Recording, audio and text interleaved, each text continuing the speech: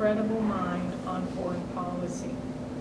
Nixon opened up the doors for the United States with Communist China and the Communist Soviet Union to try and open doors for trade. And this is one of the things where Theodore Roosevelt had been an example way back when to show presidents that these are things that need to be done. We cannot stay isolationist minded, especially in our world today. We have too much information that's at hand for everybody, 24 hours a day, 7 days a week, every single day of the year. People know what people are doing. You're right. Last question. By the way, thank you for explaining that. It's my pleasure.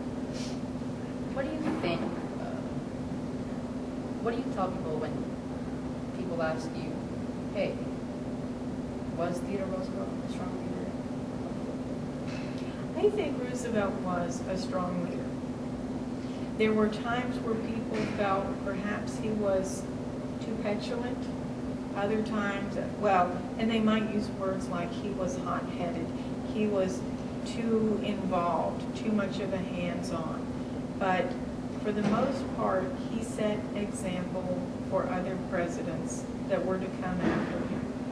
But there are times where you just have to get in and do what is right, whether it's for the American people or for the global community. Roosevelt helped to set that example. I'm sorry, a few more questions. Sorry. Sure. One of the biggest things that Theodore Roosevelt did during his presidency was he was known as a trust buster. I don't think he was a trust buster person. I think he was more of a trust regulator. He was believing in the fact that no one should have that much power like JP Morgan did to hurt the economy. Where do you stand on that? Do you agree with him? It is good to have regulation. Without regulation, there could be opportunities where capitalism or entrepreneurship could not exist. With regulation, there has got to also be temperance. How much should the government regulate on things? Sometimes it's done for protection of a little guy. In the case with Microsoft, in the 1990s, the government came after Bill Gates as a trust because the government said there is no company that can do as much as or as well as Microsoft has done. Microsoft had to be broken up into two divisions. Bill Gates stayed over the creative side and he put somebody else over as CEO. Now without Microsoft, where would we be today? Our schools, our companies, if you walk in and look at most of the computers that are being used, it's used Microsoft. Does that mean that nobody else could do us better or as well as Microsoft is? Well, Apple has got quite a bit of things going on. It gives an opportunity for others to try and come in. And it would be along the lines of trust busting. Microsoft was viewed as a trust. It's the Sherman Antitrust Act that was brought against them in the 1990s, about 100 years after the act was created. Does it mean that others couldn't go and create something like, no, they could have. But the government decided it was important to give an opportunity for other companies to do so as well. The Panama Canal was a kind of controversial thing. People were like, well, you're taking away these people's land, but yet it can benefit the economy and the military in a huge way. What do you think about TR's decision to build the Panama Canal? It's a wise decision. Without the Panama Canal, the U.S. Navy, which was called the Great White Fleet, could not be taken from one ocean to the other as easily without having to go all the way down around the tip of South America. Initially, the United States had made an agreement with Colombia. When the U.S. went back on that agreement, and the U.S. claimed, well, we didn't have a contract No, they did not. However, back in that day, if you gave your word in a handshake, it was viewed as an agreement. The United States ended up working a deal through Panama, which helped the Panamanian economy. At the time, most people didn't know the Panamanian people were about to revolt against the government that was already there. Having the U.S. come in and build a canal there ensured that the U.S. would bring in military, which ensured for the Panamanian people, when they had their revolution against the Spanish control, they wouldn't be taken over with more Spanish control coming into the country, or Colombia or Nicaragua trying to take over the country. So this gave the U.S. a foothold, and for almost 100 years, not quite, the U.S. was able to control the movement from one ocean to the next in a much more easily and readily accessible manner.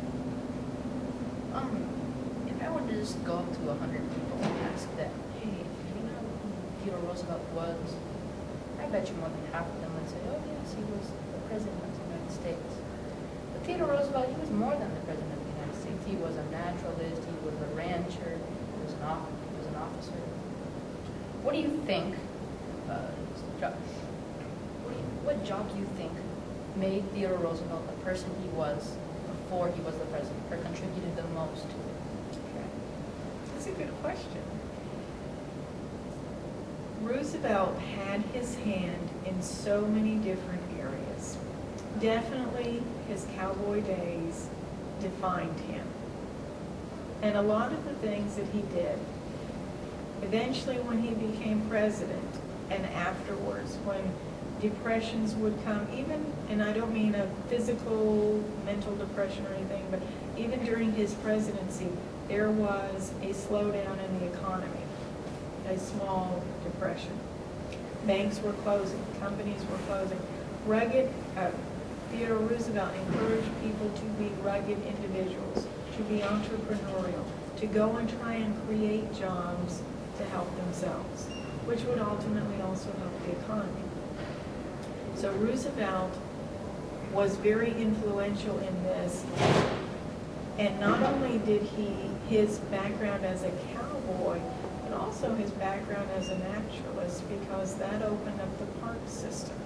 Yosemite National Park and other parks that had been opened up. These started off during his administration. As a president, you have to overcome many obstacles, and you have to be prepared to overcome many obstacles, mentally and emotionally, and that comes with being a good leader. What events do you think contributed to making Theodore Roosevelt the leader he was? Definitely his physical health as a child and growing up. Death of his father, because he was extremely close to his father. And then later on, he hadn't been married very long, and his wife was expecting their first child. It's not long after she had the baby, just hours later, she had what they call Bright's disease, which is kidney failure. At the same time his wife was dying from that, his mother was also dying. And that definitely defined who he was and what he had to overcome as a person. You talked about the Rough Riders, how Theodore Roosevelt was the leader of them. What do you think he did to be such a good leader, to get all these people to just join him, to convince them to, hey, I'm doing something good, join him? He was very charismatic. Even in his school days when he went off to Harvard, it didn't matter what he did, he would get a following. He read profusely, everything he could get his hands on. He would come into class having read 1 to 2 to 3 books the night before, and then start telling everybody, this is what I learned in these books. So much so, one professor had to say, now see here, Mr. Roosevelt, I'm the instructor. You need to calm down. His personality was dynamic. And so much so that when his daughter from his first